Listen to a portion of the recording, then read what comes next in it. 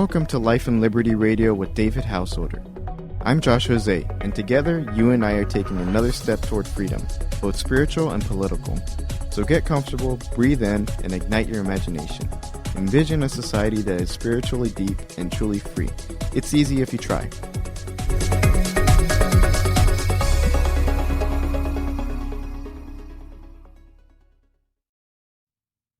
Recently, I was talking with a psychologist who was on the air with us, and I asked her to psychoanalyze me because we had a segment to go, and she did. And very quickly, she realized that I was very hard on myself. It's something that at age 52, I'd never really paid any attention to. And basically, I discovered that I lack self-compassion. And this rang very true for me, and it was also a great shock. Because I'm a very grace-filled guy. I am. I like everybody. I mean, virtually nobody do I dislike. The people that people in our church dislike the most, I tend to really not just love, but like. And I kind of Will Rogers in that way. I never met a man I didn't like, or a woman, or a kid, or whatever. I just like people. And I know how hard life can be, so I tend to be easy on people. I cut people slack. I don't mess with them. I don't give people a hard time. I might tease them if I like them, but it's never malicious. And I just think, oh my goodness, people are all fighting their own struggles, so don't make it worse for them. I have a sense for how people are doing in general. I don't always do a great job with that, but I got a sense for that. And so I looked into self-compassion. I've been studying that for the last few days. I've been praying about it a lot. And I understand that there's a Lori Deschênes and a Dr. Kristen Neff who've done a lot of work on compassion, self-compassion. I'm putting one of Dr. Kristen Neff's books out on the page there, so you can click onto that and have a look at that. Self-compassion, she writes. Stop beating yourself up and leave insecurity behind. But the truth is, I'm not insecure. I have probably a little too high self-esteem sometimes, and it's just the way it is. I've been accused of having a Godzilla-sized ego from time to time, and I'm not proud of that. But I don't feel like I'm worthless. I think I'm pretty good at things, and always feel confident that I can walk into any social situation and do well. It's not always the case, but I think so beforehand, and I think I can learn to do anything given the time. And the reason I don't play piano and guitar is I haven't had time to do it yet. So I once had a teacher, and she said, don't ever say I can't do that. Say I haven't learned how yet. So I believe that, and I still do.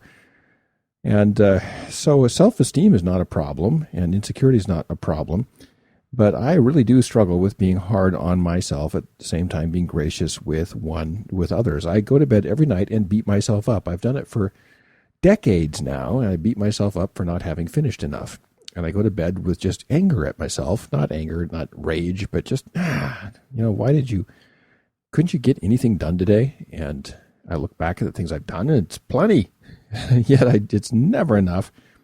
And I am so hard on myself. I don't think I ever have a day where I look back and think, you did a great job. I always think you could have done better. And I'm not thinking perfectionism. You're a perfectionist. Well, no. I've always said done is better than perfect, and I mean that. What I am, if there's such a thing is I'm an achievementist. I like to get a lot of things done. I like to accomplish a lot, and I just really tend to overdo that. And so I was reading along in the work of Dr. Kristen Neff and Lori Deschênes and other things online. You can find so much now on self-compassion. Self-compassion, as opposed to self-esteem, is a whole different thing. Self-esteem is based on your worth or relative value to other people. And it's kind of like being special. It's hard for everyone to be special. You're special in relation to others. The whole idea of the word special is you're comparatively different than others. And self-esteem is something I have not struggled with a lot. And very blessed to have a beautiful wife, a healthy son, a great career. I live in California. And I get to talk on the radio. I get to pastor a church. I get to write a curriculum, which I'm very excited about, and get to surf and the whole thing. So self-esteem is not a problem. I'm healthy, and I feel good, really, about myself and what God has done creating me. But I don't think of myself as better than other people. I just am happy with who I am. but I'm not happy with what I get done. And I'm so frustrated with myself. I've tried so many different ways to try to get more done and to organize my time better, but that doesn't seem to be the right answer. I need to be okay with getting less done. Since I'm happy with who I am, why can't I be happy with what I've done? I just wish I could get there. And it's really caused so many problems. I go to bed often thinking, you failed today. You should have done more.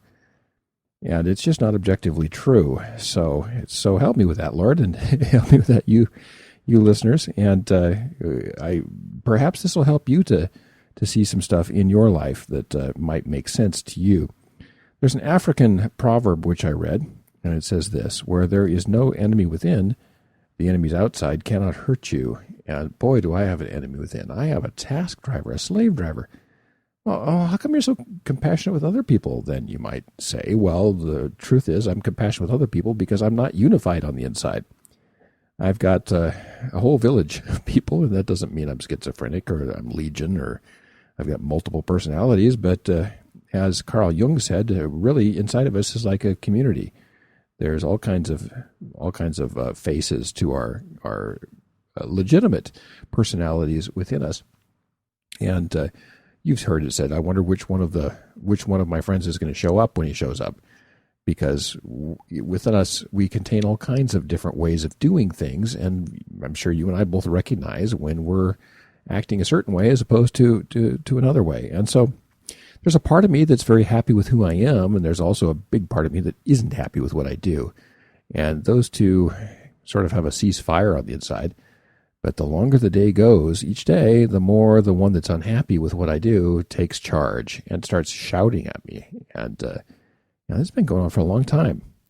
And I would love to see that end. And so I'm working on it. And so what I'm praying for when I ask the Lord in the mornings and the evenings is that I would recognize when I'm being self-critical. And I'm not self-critical like some people are. I'm not critical of myself. I'm critical of what I do or what I don't do. And it's just illogical because I do so dang much. And I wish that I could give myself credit for that. I'm just a terrible inner critic and can be my own worst enemy, to use a tired cliche. So I took a self-compassion test online, and I'm going to put a link for that on my page. And I scored a 1.72 out of 5, which is really bad. There was 20-some questions, and I answered them as honestly as I could, and I just totally fell through on this thing. And so we learn about ourselves, and I think that that's a good thing. There is some self-discovery in life, and perhaps you are not hard on yourself as I am, and perhaps you're good at self-compassion. I'm terrible at it, but I'm convinced I'd be happier if I could develop that skill of self-compassion. So do pray for me as I do that, and I will pray for you with your issues, whatever they might be. But, as hard as it is to find out that you're hard on yourself, it's good to know that that's an issue. So I'm just very thankful and grateful to people who've pointed this out. And I would love to get this, squared away. And I think it's possible.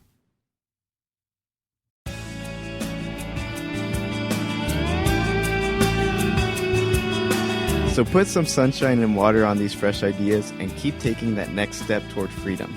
Join us every weekday for the latest life and liberty ideas. The views expressed on this program are purely those of the presenter, and not necessarily those of the advertisers or organizations or persons with which the presenter has a relationship. Please click on the Amazon banner at the top of the Life and Liberty page, and consider doing all your online shopping through this portal. See you tomorrow.